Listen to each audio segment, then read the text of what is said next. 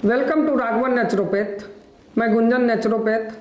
आज हम बात करेंगे ट्यूमर के बारे में, यानी कि गांठ के बारे में। आमतौर पर देखा गया है कि अभी बहुत सारे महिलाओं में यह गांठ की समस्या बढ़ती जा रही है। बहुत सारे महिलाएं ऐसी हैं जिनको कि कई सालों से गांठ है, शरीर में गांठ है या किसी भी अंग में ट्यूमर का सेल है, ट्यूमर है, गांठ बना हुआ है, लेकिन वो बहुत सालों से है।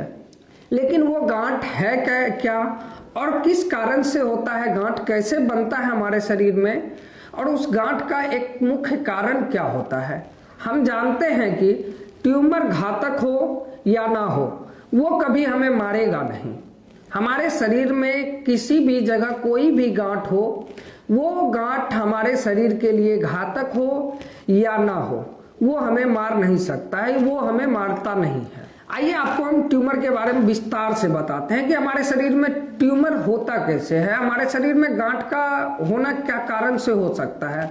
जब हमारा शरीर आपातकालीन प्रक्रिया में शरीर के आसपास के ऊतकों से उसे घेर लेता है, जब उसे घेर कर एक जगह जमा कर लिया जाता है तो वही हमारे शरीर का गांठ या ट्यूमर बनता है। ट्यूमर हमारे शरीर का अंग नहीं होता है, वो एक रक्षात्मक प्रतिक्रिया होता है जो कि हमारे कैंसर कोशिकाओं को एक जेल के तरह घेर कर उसे आगे विकसित होने के लिए रोकता है। अब हम जानते हैं कि जब वो सेल एक जगह एकत्रित हो जाता है, जब वो एक जेल में बंद हो जाता है तो वो एक गांठ बन जाता है, तो उसे ही हम ट्यूमर या कैंसर सेल कहते हैं या कैंसर कोशिका कहते हैं या गांठ कहते हैं।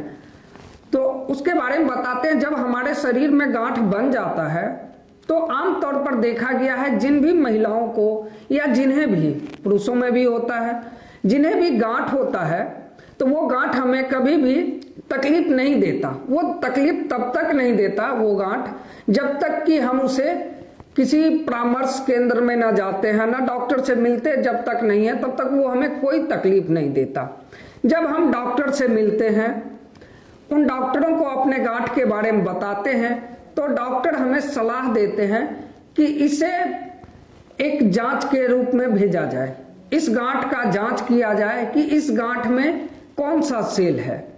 आमतौर पर डॉक्टरों को भी पता होता है कि इस गांठ के अंदर कैंसर सेल पाया जाएगा, कैंसर सेल हो सकता है, लेकिन फिर भी डॉक्टर सजेस्ट करते हैं कि आप इसे एक बायोप्सी के नाम से जांच होता है, बायोप्सी जांच होता है, वो जांच कराकर इस सेल को देखें कि इसके अंदर कौन सा सेल है। जब हम बायोप्सी जांच कराते हैं, बायोप्सी जांच के दरमियान में, तो फिर वहीं से हमारा शरीर अपना एक नया रंग रूप तैयार कर लेता है। तो इसका कारण क्या होता है कि जब तक हम उस गांठ को किसी डॉक्टर या कहीं परामर्श नहीं लिए थे या छेड़े नहीं थे तो हमारा शरीर बहुत अच्छा था, हमारा शरीर बहुत अच्छा कार्य कर रहा था। लेकिन जब उस गांठ को हम छेड़े उसके बाद से हमारा शरीर एक अलग रूप धारण कर लेता है, एक अलग प्रकार का एक उत्तेजना, मानसिक दिक्कत होने लगता है। उसके पीछे कारण क्या होता है? जब हम ट्यूमर को बायोप्सी जांच के लिए भेजते हैं तो बायोप्सी जांच में क्या होता है, एक नीडल टाइप का होता है जिससे कि वो बंद जेल को, अगर हम बंद जेल को और उससे हम कुछ अपराधी को निकाल लें और उस दरवाजे को खुले छोड़ दें तो अंततः उसमें जो अपराधी होंगे वो भी उस जेल के दरवाजे से भागने का प्रयास करेंगे, और भागने के बाद जब वो वहां से निकलेंगे तो वो आसपास के इलाकों में जाकर वो छुपेंगे, और वो जहां छुपेंगे उस जगह को वो डैमेज करेंगे। ठीक उसी प्रकार जब हम बायोप्सी कराते हैं ट्यूमर का, तो जब बायोप्सी जांच होता है तो उस दरमियान में क्या होता है, जब हमारे ट्यूमर के अंदर से, उस गांठ के अंदर से जो टिश्यू निकाला जाता है, वो टिश्यू को निकालने के दरमियान में वो रास्ते को हम खुले छोड़ देते हैं, वो रास्ता खुला रह जाता है, और वहीं से जो हमारे कैंसर का सेल होता है उसी रास्ते से फिर निकलने का प्रयास करता है और निकलकर हमारे शरीर के कई हिस्सों में फैल जाता है, जिसे हम मेटास्टेसिस बोलते हैं। आप आम लोगों को देखे होंगे जिसका ट्यूमर को जब से डॉक्टर ने प्रयास किया, बायोप्सी हुआ, उसके बाद से उनका जीवन कम होने लगा और मानसिक तनाव, शारीरिक तनाव दोनों से विकसित होने लगता है उनका शरीर। एक तो मानसिक तनाव हो जाता है कि अब हमें डॉक्टर ने बता दिया कैंसर है। अब वहीं से उनका दिन घटने लगता है और उनके मन में एक ही सवाल होता है, कैंसर यानी मौत। ऐसा कुछ नहीं है। जब हम उसका वो इलाज करते ही नहीं हैं, वो इलाज करेंगे ही नहीं, हम अपने मानसिक और शारीरिक पर इतना भार क्यों दें? हमें पता है, डॉक्टरों को भी पता है कि वो सेल कैंसर का सेल है, तो हम उसका इलाज ही क्यों ना कर लें कि हम उसे और दरवाजे खोलकर उसे उस शरीर के और हिस्से में बढ़ने दें।